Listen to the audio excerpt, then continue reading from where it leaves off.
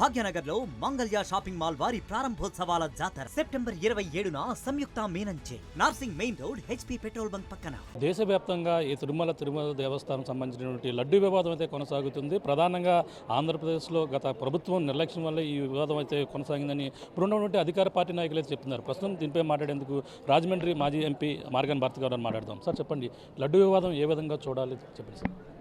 అదేనండి, ఇప్పుడు ఇందాక ప్రెస్ మీట్లో చెప్పా క్లియర్గా, this is completely political driven అని అడుగుతాను.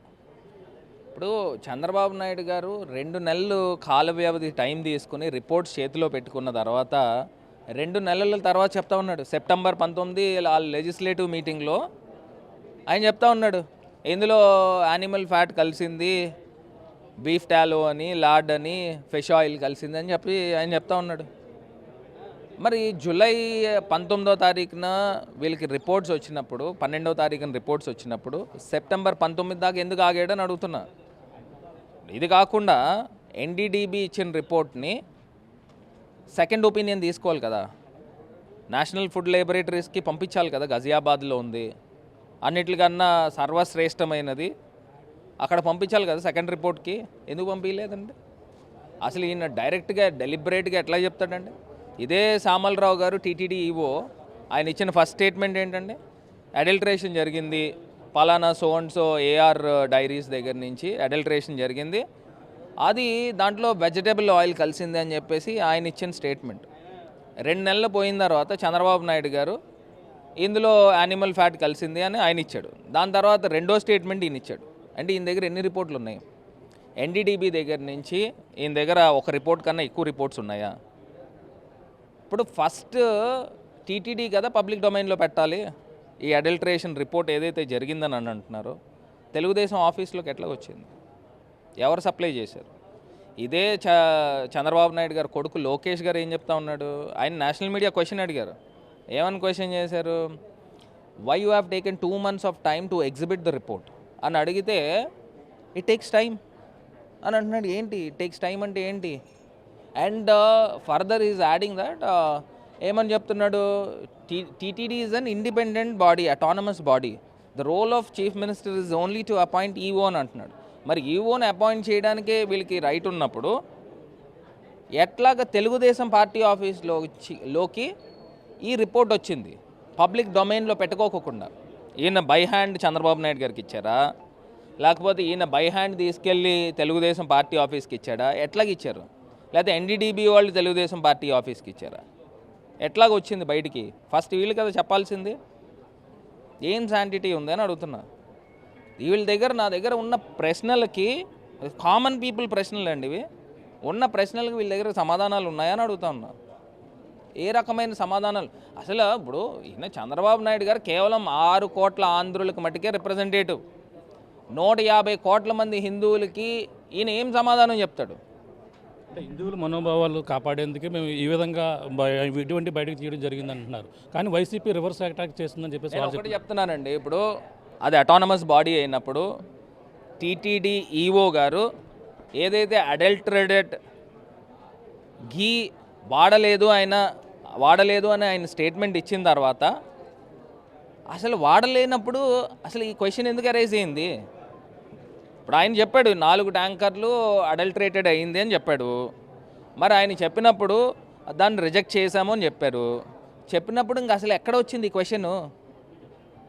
ఈ క్వశ్చన్కి ఇప్పుడు ఎలాగ మీరు చంద్రబాబు నాయుడు గారు వాడేశారని ఆయన ఎలా చెప్తాడు? ఈయనేమో వాడలేదని చెప్తున్నాడు, ఆయన వాడేశారని చెప్తున్నాడు. అంటే ఈయనకి ఒక క్లారిటీ ఉందా? ఇది పొలిటికల్లీ డ్రివెన్ అనేది మనకు తెలియట్లేదండి. ఇది ఒక పొలిటికల్ ఫౌల్ ప్లే అని తెలియట్లేదా? అంటే ఇప్పుడు ప్రధానంగా రేట్ల వ్యత్యాసంలో సాధారణ నెయ్యి కొంటే కిలో నెయ్యి 1000 రూపాయల పైన ఉంటుంది.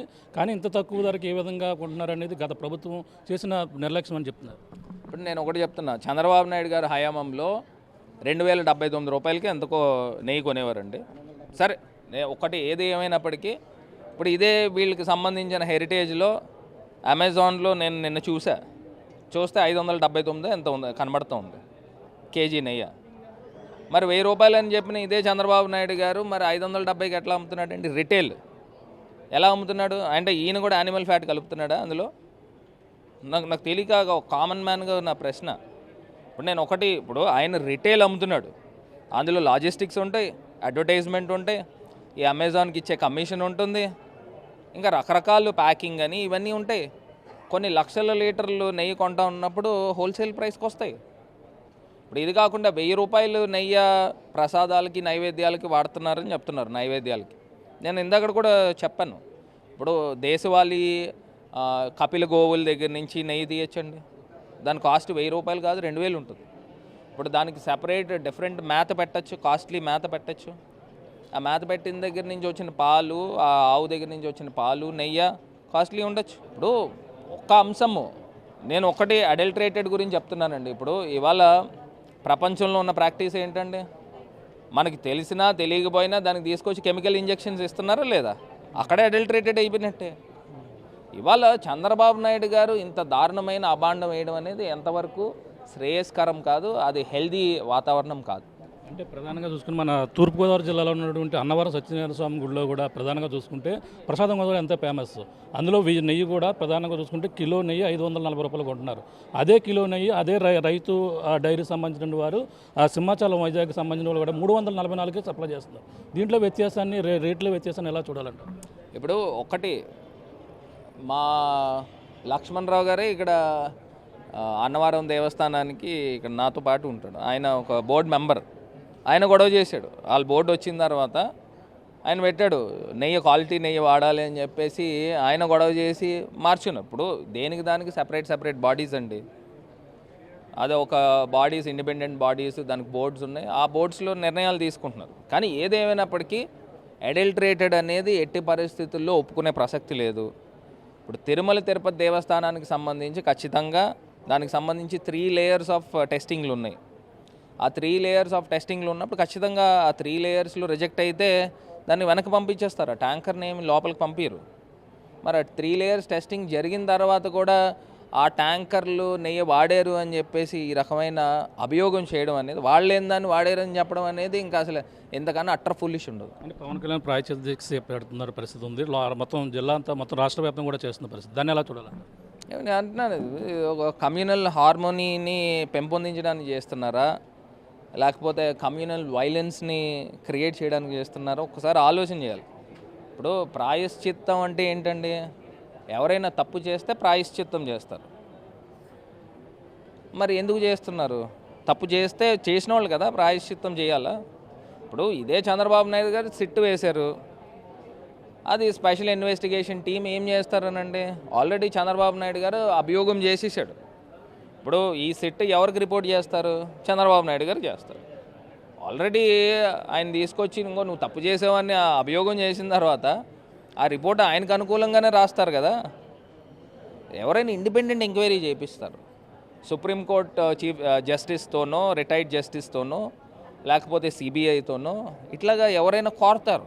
అంతేగాని ఈయన తీసుకొచ్చి నేను సిట్టేస్తాను, ఆయన నాకు రిపోర్ట్ చేస్తాడు, నేను ప్రజలకు చెప్తానని అంటే ఇది చిన్న పిల్లల్ని అడిగినా కూడా చెప్తారు. ఇది దీంట్లో మ్యానిపులేషన్ ఏంటి? కూటమి ప్రభుత్వం వచ్చిన తర్వాత, అధికారంలోకి వచ్చిన తర్వాత ఎన్నో సమస్యలు ఎదుర్కొన్నాం, వరదలు కావచ్చు, ఇవన్నీ కూడా ఎదుర్కొన్నాం. కానీ ఇప్పుడు లోటు బడ్జెట్లో ఉన్న ప్రభుత్వాన్ని నడిపిస్తుంటే ఒక పక్కన వైసీపీ కావాలని ఈ విధంగా రెచ్చగొడుతున్నారని చెప్తున్నారు. నేను ఒక్కటే అడుగుతున్నానన్న, 2019 దాకా చంద్రబాబు నాయుడు గారు ముఖ్యమంత్రి చేశారు కదా, ఆయన రాష్ట్ర ఖజానాలో మిగిల్చింది 100 కోట్లే. జగన్ అన్న ఎప్పుడైనా కంప్లైంట్ చేశాడు ఈ రకమైన కార్యక్రమం? ఆయన చిరునవ్వుతో ఎదుర్కొంటున్నాడు, ముందరికెళ్తున్నాడు. ఇదే చంద్రబాబు నాయుడు గారు 4 నెలల కాలంలో 43,000 కోట్ల రూపాయలు అప్పు చేశాడు.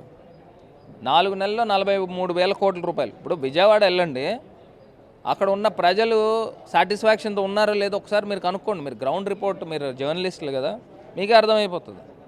ఎవరు హ్యాపీగా లేరు. ఏదో కొంతమందికి మనం ఏదో ఇచ్చేసామా, పెట్టేసామా. ఏం చెప్పేవారు, ప్రతిరోజు 6 లక్షల ఫుడ్ ప్యాకెట్లు, 7 లక్షల ఫుడ్ ప్యాకెట్లు, మళ్ళీ వివిధ సంస్థలు అన్నీ కూడా చేస్తూ ఉన్నారు. అసలు గవర్నమెంట్ ఏం చేసిందని అడుగుతున్నా. ఇప్పుడు జగన్ అన్న ఏం చేసేవాడు, ఆ టైంలో ఏదైనా ఒక విపత్తు వస్తే ఒకటే మాట చెప్పాడు, వారం రోజుల తర్వాత నేను ఆ ప్రాంతంలో నేను పర్యటిస్తాను, ఏ ఒక్కళ్ళ దగ్గర నుంచి నాకు కంప్లైంట్ వస్తే మటుకి ఏ కలెక్టర్ని ఊరుకోను అని చెప్పి ఆయన చేసిన కార్యక్రమం. చంద్రబాబు నాయుడు గారు ఏం చేసేవారండి, ఆయనే తీసుకెళ్ళి, ఇప్పుడు ఆయన బోట్లో ప్రయాణం చేస్తాడంట, ఆయన బోట్లో కూర్చున్నాడు. అప్పుడు నా ఫొటోస్, వీడియోస్ కూడా చూశాను. కిందన ఒక మనిషి దిగి ఆయన లాగుతూ ఉన్నాడు ఆ బోట్ని. అలా ఎందుకు వెళ్ళడం ఎందుకు? Thank you sir. చూస్తున్నా ఇది పరిస్థితి. ఏదైతే కూటమి ప్రభుత్వం 100 రోజులు వచ్చిన తర్వాత 100 రోజుల పాలనపై సరైన సూపర్ సిక్స్ అమలు చేయలేకపోయి డైవర్టింగ్ పాలిటిక్స్ చేస్తున్నారని ప్రధానంగా ఏదైతే ఉందో ఇప్పుడు లడ్డు వివాదం కావాలనే ఉద్దేశపూర్వకంగా ఈ విధంగా హిందువుల మనోభావాలు రెచ్చగొట్టే ధోరణిలో కూటమి ప్రభుత్వం వ్యవహరిస్తుందని, అలాగే ఏదైతే గత పవన్ కళ్యాణ్ ఉన్నారో గత ఏదైతే ఇటువంటి చేస్తున్నటువంటి దీక్షలన్నీ కూడా సరైనవి కాదు, ఏదైతే దీనిపై పూర్తి విచారణ అనేది చేపట్టి ఏదైతే కూటమి ప్రభుత్వంపై సరైన బాధ్యులు ఎవరిపై దానిపై చర్యలు తీసుకోవాలని చెప్తున్న పరిస్థితి అయితే ప్రధానంగా ఉందని చెప్పాలి. దిగునున్న తాజా పరిస్థితి. కెమెరా విజయ్తో ప్రకాష్, RTV రాజమండ్రి. భాగ్యనగర్లో మంగళ్య షాపింగ్ మాల్ వారి ప్రారంభోత్సవాల జాతర సెప్టెంబర్ 22న కీర్తి సురేష్ చే Sudarshan theatre complex RTC cross roads నందు, సెప్టెంబర్ 27న సంయుక్త మీనన్ చే Narsingi main road HP petrol bunk పక్కన, సెప్టెంబర్ 29న శ్రీలీలా గారిచే మణికొండ మర్రి చెట్టు నందు. మంగళ్య షాపింగ్ మాల్స్ గొప్ప ప్రారంభం. ప్రారంభోత్సవ ఆఫర్స్ మిస్ కాకండి.